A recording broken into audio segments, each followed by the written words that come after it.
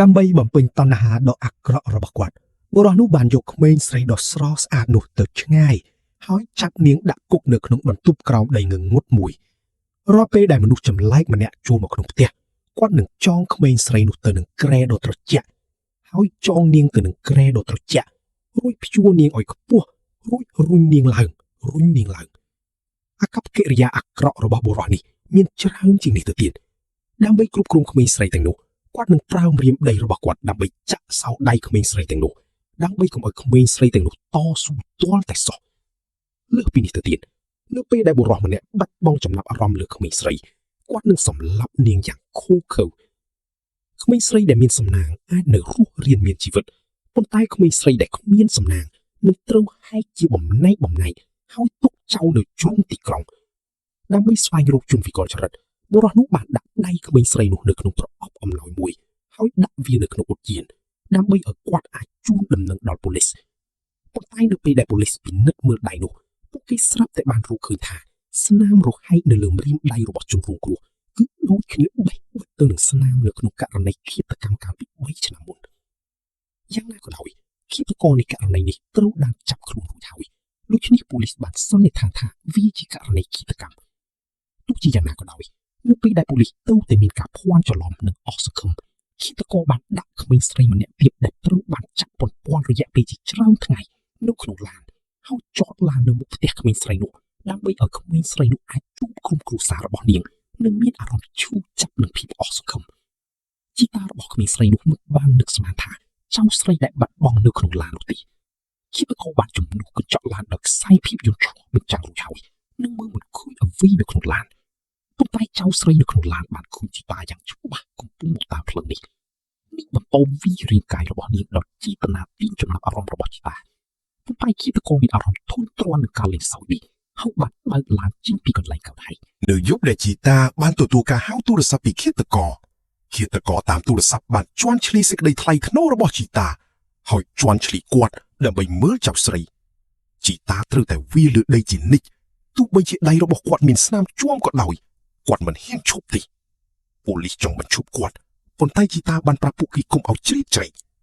ពេលជីតាត្រឡប់មកផ្ទះវិញគាត់បានឮសំឡេងចៅស្រីជីតាមានការភ្ញាក់ផ្អើលប៉ុន្តែគាត់មិនបានឃើញចៅស្រីទេជីតាបានងាកមកហើយរកឃើញប្រអប់ពណ៌ក្រហមមួយនៅលើតុប្រអប់នោះមានខោទ្រុំរបស់ចៅស្រីនិងប្រអប់វីដេអូខ្លឹមសារនៃវីដេអូទាំងអស់គឺខូខូនឹងធ្វើទារុណកម្មចៅស្រីនិងវីដេអូរបស់ចៅស្រីត្រូវបានច្របាច់កជីតាមានការសោកសៅយ៉ាងខ្លាំងដែលគាត់មិនអាចធ្វើអ្វីចំពោះឃាតករជីតាសង្ឃឹមថាសាកសពចៅស្រីអាចត្រូវបាននាំយកមកផ្ទះវិញដូច្នេះគាត់បានមកស្ថានីយ៍ទូរទស្សន៍ដើម្បីសុំជំនួយគាត់បានស្រែកប្រាប់ឃាតករសង្ឃឹមថាគាត់អាចប្រគល់សាកសពចៅស្រីមកវិញសូមប្រគល់យីជូនមកឲ្យខ្ញុំវិញហើយឲ្យគាត់ត្រឡប់ទៅផ្ទះវិញផងខ្ញុំជឿថាទស្សនិកជននៅមុខទូរទស្សន៍អាចមានអារម្មណ៍ឈឺចាប់របស់ម៉ាជូវីប្រសិនបើអ្នកជាមនុស្សដែលម៉ាជូវីបាននិយាយសូមពិចារណាដោយប្រុងប្រយ័ត្នហើយឲ្យយីជុំទូព្រឹកបន្ទាប់សាកសពចៅស្រីត្រូវបានគេរកឃើញនៅលើឈើចាំងនៃឧទ្យាន3ហៃដៅសកម្មភាពរបស់ឃាតករកាន់តែខ្លាំងឡើងគាត់បានចាប់បន្រត់កូនស្រីរបស់ប៉ូលីសហើយដាក់រូបថតក្មេងស្រីនៅក្នុងឡាននេះជាមធ្យោបាយតែមួយគត់ដើម្បីញុះញង់ប៉ូលីសក្នុងពេលជាមួយគ្នានេះស្ថានីយ៍ទូរទស្សន៍បានទទួលការហៅទូរស័ព្ទពីឃាតករហើយប្រញាប់ប្រញាល់ទៅកាន់ស្ថានីយ៍ទូរទស្សន៍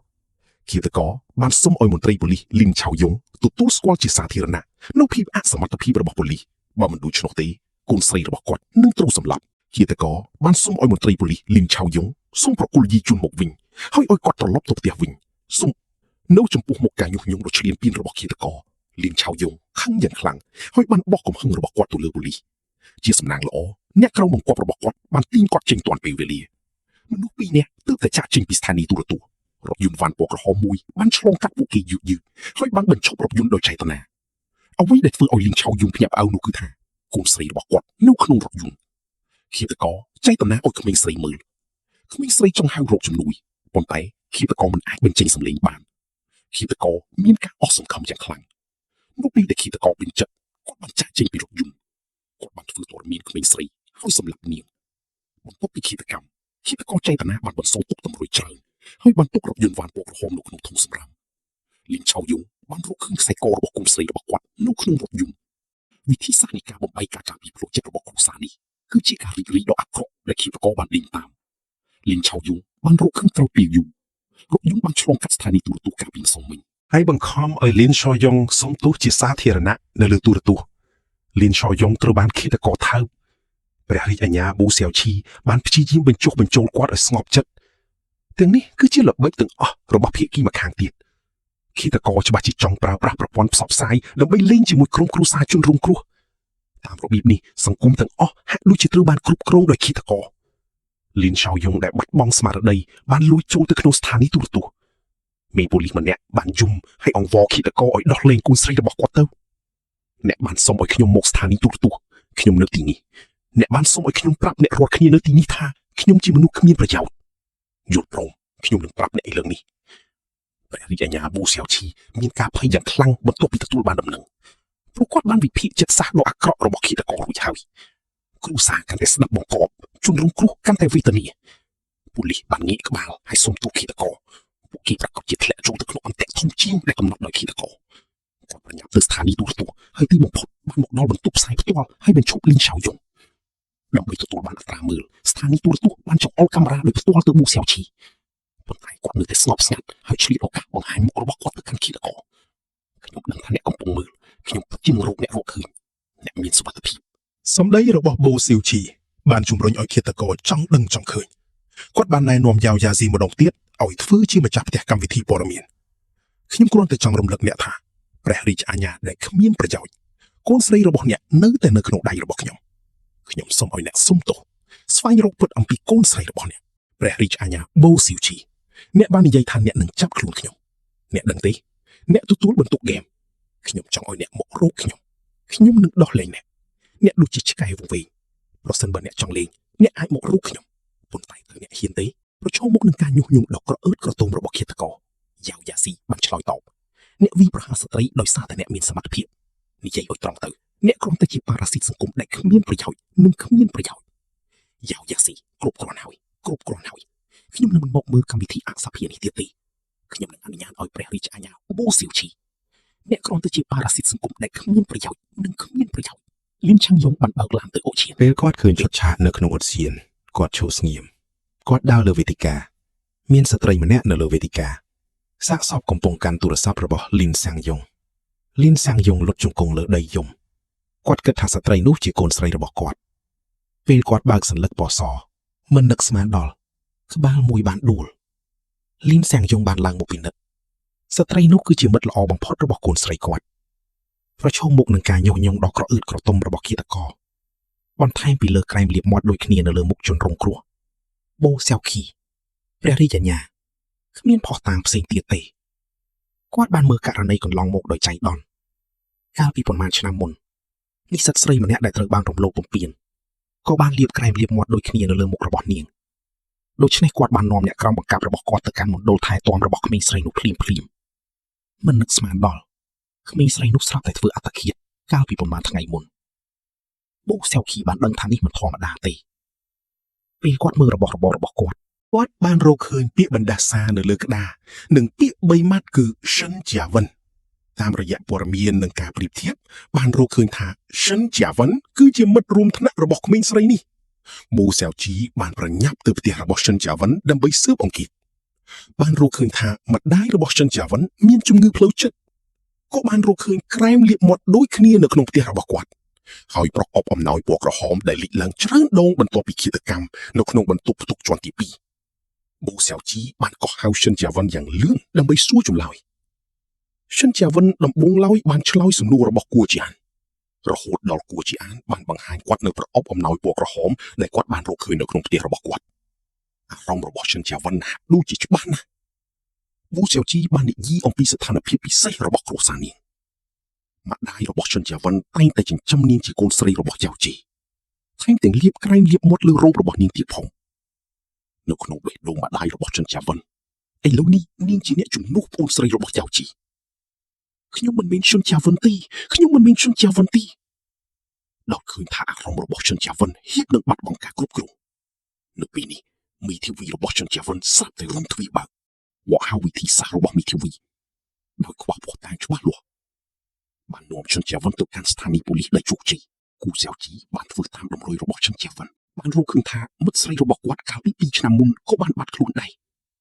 ដូច្នេះគូសៅជីបានទៅស្រុកកំណើតរបស់គាត់ម្ដងទៀតដើម្បីស្វែងរក នឹងជីកកក់កាយខ្ញុំមិននឹកស្មានថានឹងរកឃើញសាកសពមិត្តស្រីរបស់គាត់នៅក្នុងទីធ្លាខាងក្រោយរបស់គាត់ទេឥឡូវនេះមិនមានភស្តុតាងច្បាស់លាស់ទេ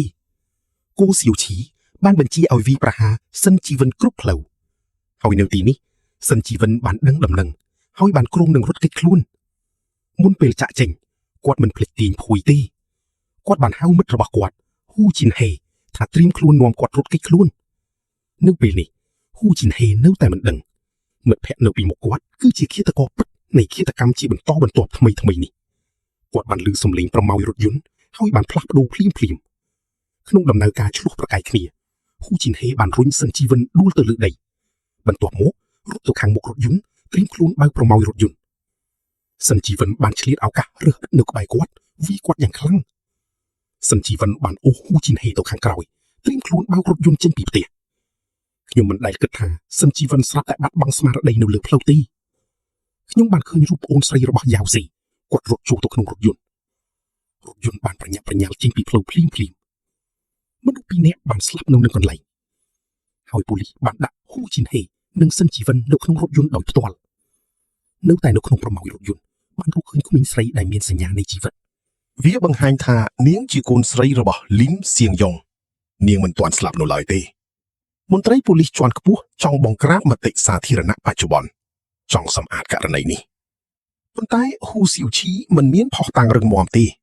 បញ្ជាក់ថាហ៊ូជីនហេក៏ជាឃាតករដែរដូច្នេះគាត់បានបដិសេធមិនចុះហត្ថលេខាលើរបាយការណ៍ហ៊ូសៀវឈីសង្ស័យថាសិនជីវិនមានអ្នកសាមគំនិតម្នាក់ទៀតប៉ុន្តែមិនមែនហ៊ូជីនហេទេបន្ទាប់មកដូចដែលរំពឹងទុកជនចាប់ជំរិតបានប្រព្រឹត្តបទឧក្រិដ្ឋម្ដងទៀតលើកនេះគាត់បានជ្រើសរើសឋានសួគ៌និងផែនដីម្ចាស់ផ្ទះនៃយុឆាសុភកាយ៉ាវយ៉ាស៊ីឃាតករកាន់តែឈឺចាប់គាត់កាន់តែរំភើបគាត់បានធ្វើរឿងទាំងអស់នេះគ្រាន់តែដើម្បីទាក់ទាញចំណាប់អារម្មណ៍របស់សង្គមទាំងមូលហើយយ៉ាវយ៉ាស៊ីដឹងថាឃាតករនឹងមិនដែលលែងគាត់ឡើយដូច្នេះគាត់បានបន្ថែមឋានៈរបស់គាត់ដោយចេតនាឃាតករដែលខឹងសម្បាបានរឹសគន្ទុយបារីវាយ៉ាវយ៉ាស៊ីលើក្បាលបន្ទាប់ពីកូនឈីវឈីបានមកដល់កន្លែងកើតហេតុខ្ញុំបានឃើញយ៉ាវយ៉ាស៊ីដែលរងរបួសយ៉ាងធ្ងន់ធ្ងរនិងលូសៀវដែងដែលបានចាក់ចេញពីឃាតករដើម្បីប្រកួតប្រជែងនឹងអំណាចរបស់ប៉ូលីសអ្នកសម្រេចចិត្តដល់ខ្លួនឯងកូនឈីវឈីនៅតែមិនដឹងអំពីអត្តសញ្ញាណពិតរបស់ឃាតករទេខ្ញុំមិននឹកស្មានថានឹងត្រឡប់ទៅផ្ទះវិញនៅពេលយប់ទេពាក្យរបស់ពូធ្វើឲ្យកូនឈីវឈីសប្បាយចិត្តសួស្ដីតើអ្នកដឹងទេថាខ្ញុំបានជួបអ្នកណានៅថ្ងៃនេះអ្នកណាខ្ញុំមិនបានឮទេស្ទើរតែជាពិធីករខ្ញុំមើលកម្មវិធីទូរទស្សន៍រាល់ថ្ងៃគាត់ក៏បានសួរខ្ញុំរឿងជាច្រើនដែលគួរសូឈីគិតថាឆិនហេភីងនឹងនិយាយដើមគេអំពីព័ត៌មានរបស់គាត់ខ្ញុំមិននឹកស្មានថាឆិនហេភីងខ្វល់ថាគាត់ហត់នៅឬអត់ទេខ្ញុំក៏បានសុំឲ្យពូរបស់ខ្ញុំផ្ទេរទស្សនាវដ្តីមួយទៅគាត់ហើយប្រាប់គាត់ឲ្យអានទំព័រចុងក្រោយនេះជាសៀវភៅថ្មីដែលបោះពុម្ពដោយឆិនហេភីងសៀវភៅនេះបានពិពណ៌នាលម្អិតអំពីព័ត៌មានលម្អិតជាច្រើននៃឃាតកម្មស៊ីរៀលថ្មីនេះនៅពេលនេះគួរសោឈីស្រាប់តែនឹកឃើញសម្លេងសំខាន់ដែលផ្ដល់ដោយក្រុមគ្រួសារជនរងគ្រោះនៅពេលព្រឹកគាត់នឹកឃើញកម្មវិធីទូរទស្សន៍ដែលឆាន់ហេភីងធ្វើជាពិធីករតែងតែចូលរួមដោយអចេតនានៅក្នុងរបាយការណ៍ពាក់ព័ន្ធនៃឃាតកម្មស៊ីរៀលនៅថ្ងៃបន្ទាប់អតីតមិត្តស្រីរបស់គួរសោឈីបានទូរស័ព្ទមកការកត់សម្គាល់នេះបានបញ្ជាក់ម្ដងទៀតថាឆាន់ហេភីងអាចជាឃាតករពិតប្រាកដដូច្នេះគួរសោឈីបានស៊ើបអង្កេតឆាន់ហេភីងភ្លាមដោយគ្មានការស៊ើបអង្កេតគាត់ពិតជាភ័យណាស់វាបានបង្ហាញថាឆាន់ហេភីងមានជំងឺធ្លាក់ទឹកចិត្តតាំងពីគាត់នៅក្មេងគាត់បានដាក់កូនឆ្កែដ៏គួរឲ្យស្រឡាញ់នោះនៅក្នុងថង់មួយបន្ទាប់មកគាត់បានលើកថង់ឡើងខ្ពស់ភ្លើងបានឆេះកូនឆ្កែនោះរហូតដល់ស្លាប់ស្ដាប់ស្នេហាដ៏សោកសៅរបស់កូនឆ្កែគាត់បានបង្ហាញទឹកមុខមិនសមរម្យគួរសោឈីបាននាំឆាន់ហេភីងទៅកាត់ក្តីឯស្រាជនកំពូលពីរនាក់បានឆ្លោះប្រកែកគ្នាជាលើកដំបូងគួរសោឈីក៏បានប្រើវិធីដូចគ្នាដើម្បីដោះស្រាយជាមួយឆាន់ហេភីងគាត់មិនខ្វល់ពីអតិភិបរបស់គាត់ថែមទាំងមិនអើពើនឹងគាត់ទៀតផងខ្ញុំមិនដឹងថាធ្វើអ្វីទេអ្នកមិនបានសួរខ្ញុំអំពីអ្វីដែលធ្វើខ្ញុំមិនគិតថាវាចាំបាច់ប្រសិនបើគាត់ពិតជាឃាតករមែននិយាយឲ្យត្រង់ទៅខ្ញុំមិនអាចមើលគាត់ផងអ្វីដែលឆាន់ហេភីងចង់បានគឺក្លាយជាចំណុចកណ្ដាលនៃសាធារណជន ការបង្កាច់បង្ខូចរបស់គូសោឈីបានធ្វើឲ្យឆានហេពីងខឹងសម្បាយ៉ាងខ្លាំងលើកនេះគាត់បានទម្រាមទូគូសោឈីដោយផ្ទាល់ហើយបានផ្ញើកាសែតសញ្ញាអារម្មណ៍ទៅប្រព័ន្ធផ្សព្វផ្សាយម្ដងទៀតគូសោឈីតើអ្នកមានអំពើអាក្រក់នៅក្នុងចិត្តរបស់អ្នកទេតើអ្នកគិតថាខ្ញុំមិនដឹងអត្ថកម្មរបស់អ្នកទេរងចាំមើលល្បែងរបស់ខ្ញុំជាមួយអ្នកជិតចាប់ផ្ដើមហើយវាយឺតពេលហើយក្មេងតើអ្នកណាអាចធ្វើឲ្យអ្នកដាក់អាវុធឃាតកម្មនៅក្នុងដៃរបស់អ្នកចុះដំបូងឡើយគាត់គិតអំពីពូរបស់គាត់បានត្រឡប់ទៅផ្ទះវិញហើយឃើញថាពូរបស់គាត់មានសុវត្ថិភាពគាត់ដកដង្ហើមធំនៅពេលនេះទូរស័ព្ទរបស់គាត់ស្រាប់តែរੂឡើងដំណឹងដុំមុតស្រួចមួយបានមកដល់អតីតមិត្តស្រីរបស់គាត់បានលូតពីលើអាគារហើយធ្វើអត្តភាពអតីតមិត្តស្រីរបស់គាត់កំពុងដេកលើដីត្រជាក់កំពុងគិតត្រឡប់ទៅមនុស្សពីរនាក់ដែលហៀបនឹងជួលទៅក្នុងទីក្រុងឈូយួនភាពអស់សង្ឃឹមក្នុងចិត្តរបស់គាត់នាំមកនូវការឈឺចាប់ដូច្នេះគូសោឈីបានដើរកាត់ហើយបានរកឆែនហេពីងរឿងទី2ដែលគាត់មិនបាននិយាយគឺថាគាត់បានប្រជុំជាមួយឆែនហេពីង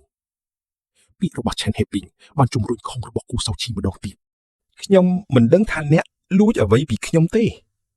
គូសោឈីដែលបាត់បង់ស្មារតីបានដកកំភ្លើងខ្លីរបស់គាត់ចេញហើយបាញ់ឆែនហេពីងចំមុខប៉ុន្តែនៅនាទីចុងក្រោយភាពសមហេតុផលរបស់គូសោឈីនៅតែឈ្នះលើអារម្មណ៍របស់គាត់មិនបានបាញ់ឆេនហេពីងទេប៉ុន្តែគូសោឈីក៏ត្រូវបានជាប់គុកពីបទឃាតកម្មដែរហើយឆេនហេពីងនៅតែធ្វើពុតជាគ្មានទោសនៅចំពោះមុខប្រព័ន្ធផ្សព្វផ្សាយដោយចោទប្រកាន់ប៉ូលីសថាមិនត្រឹមតែរំលោភអំណាចរបស់ការអនុវត្តច្បាប់ប៉ុណ្ណោះទេក៏ធ្វើសកម្មភាពអសមត្ថភាពផងដែរវាមិនមានបញ្ហាទេប្រសិនបើគ្មានគូសោឈីឆេនហេពីងកាន់តែភ័យខ្លាចហើយបានផ្ញើវីដេអូញុះញង់នោះទៅប្រព័ន្ធផ្សព្វផ្សាយម្ដងទៀតតើអ្នកចង់ឲ្យខ្ញុំធ្វើអ្វីតើអ្នកចង់ធ្វើការជាមួយខ្ញុំទេប្រាប់ខ្ញុំថាអ្នកជានរណាប្រាប់ខ្ញុំថាអ្នកជានរណាខ្ញុំនឹងបោះឆ្នោតឲ្យអ្នកហើយអ្នកដែលទទួលបានសម្លេងគាំទ្រខ្ពស់បំផុតនឹងក្លាយជាអ្នកឈ្នះការថតបន្ទាប់របស់ខ្ញុំប៉ូលីសបានស្ទះចាប់អ៊ីមែលដែលផ្ញើដល់អ្នកនិយមលេងអ៊ីនធឺណិតមកពីទូទាំងប្រទេសភ្លាមៗខ្ញុំមិនដែលនឹកស្មានថាមានអ្នកធ្វើត្រាប់តាមច្រើនយ៉ាងនេះនៅក្នុងសង្គមទេឥឡូវនេះសង្គមទាំងមូលកំពុងស្ថិតនៅក្នុងភាពភ័យស្លន់ស្លោឆេនហីពីងបានប្រើឱកាសនេះចោទប្រកាន់ប៉ូលីសម្ដងទៀតខ្ញុំមិនដឹងថាត្រូវធ្វើអ្វីឥឡូវនេះទេកាន់តែពិបាកកាន់តែស្គាល់ច្បាស់អ្នកមិនទាន់បានរើសវាទេមិនទាន់ទេប្រព័ន្ធផ្សព្វផ្សាយមិនមែនជាកន្លែងរីកាទេនេះនឹងបង្កើនការភ័យស្លន់ស្លោរបស់សង្គមការភ័យស្លន់ស្លោតើអ្នកណាប្រាប់អ្នកអំពីការភ័យស្លន់ស្លោគូសៀវឈីបានប្រាប់អ្នកគូសៀវឈីបានមើលឆិនហេពីងភ័យស្លន់ស្លោនៅក្នុងពន្ធនាគារគាត់គ្រាន់តែស្អប់ខ្លួនឯងដែលមានអារម្មណ៍ឆេវឆាវហើយធ្លាក់ចូលទៅក្នុងអន្ទាក់របស់គាត់ទោះជាយ៉ាងណាក៏ដោយនៅពេលនេះមិត្តភក្តិម្នាក់នៅក្នុងពន្ធនាគារបានចង្អុលបង្ហាញដោយអចេតនាអំពីគន្លឹះនៃការសម្រាកគូសៀវឈីពេលខ្លះអ្នកត្រូវតែបន្ថយការប្រុងប្រយ័ត្នរបស់អ្នកដូច្នេះនៅពេលដែលគូសៀវឈីនៅក្នុងពន្ធនាគារនៅពេលសម្រាកដើរក្បាលចៅហ្វាយខ្មៅពន្ធនាគារគូសៀវឈីសុកចិត្តឲ្យបរិះរបស់ចៅហ្វាយខ្មៅវីដំរងរបួសធ្ងន់ធ្ងរក្នុងអំឡុងពេលនៃការការពារនិងការព្យាបាលវិជ្ជសាស្ត្រនេះតាមរយៈការតភ្ជាប់របស់មិត្តរួមការងារចូលរួមក្នុងរបាយការណ៍ព័ត៌មានដែលរៀបចំដោយឆិនហីពីងគូសៀវឈីបានសុំទោសដល់សាធារណជនជាសាធារណៈខ្ញុំចង់សុំទោសដល់សាធារណជនហើយលោកឆិនហីពីងគាំទ្របញ្ហានេះសេចក្តីថ្លែងការណ៍នេះលើសពីការរំពឹងទុករបស់ឆិនហីពីងទាំងស្រុងគាត់មិននឹកស្មានថាព្រះរាជអាជ្ញាដ៏មានមោទនភាពម្នាក់ថ្ងៃនេះនឹងដាក់អិរិយាបថបែបនេះអ្វីដែលធ្វើឲ្យឆិនហីពីងកាន់តែមិននឹកស្មានដល់នោះគឺគូសៀវឈីកំពុងរៀបចំហ្គេមដ៏ធំមួយនៅពេលនេះគាត់ដឹងថាឆិនហីពីងមានភាពក្រអើតក្រទមខ្លាំងដូច្នេះគាត់បានរៀបចំមិត្តរួមការងាររបស់គាត់ឲ្យហៅវិជុថាជាឃាតករគូសៅធីអ្នកក្រអើតក្រទមពេកខ្ញុំតែងតែគិតថាអ្នកនឹងចាប់ខ្ញុំបាន